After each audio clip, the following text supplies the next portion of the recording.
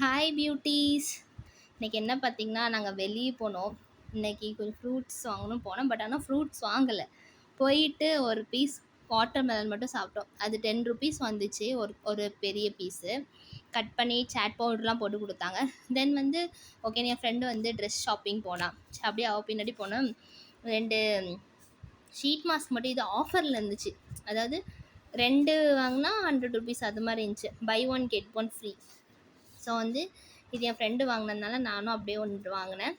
சரி, இப்போ அது ரொம்ப சிஸ்டம் ஒர்க் தானே, சிஸ்டம் பார்த்து ரொம்ப இதாக இருக்கும்போது வீக்லி ஒன்ஸ் இதை மாதிரி ஏதாவது சும்மா ஒரு ரிலாக்ஸேஷன் மாதிரி நம்ம வீட்டிலே நம்ம போட்டுக்கலாம்.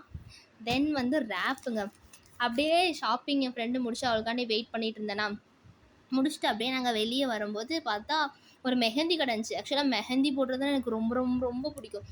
அதுவும் என்னென்னா, வீட்டிலே நம்ம மருதாணி இலையிலேருந்து மருதாணி மரத்துலேருந்து இலையை பறித்து அதை நல்லா அரைச்சி அதை ஒருத்தர் வச்சு விட்டு சவக்கிறது, அதெல்லாம் வேறு லெவல்.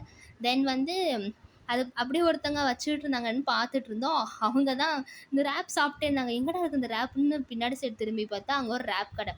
ரொம்ப ரொம்ப ரொம்ப அஃபோர்டபுளாக இருந்துச்சுங்க. வெஜ்ஜு ரேப்பே சம்திங் 50 என்னமோ தான் போட்டிருந்தாங்க. இது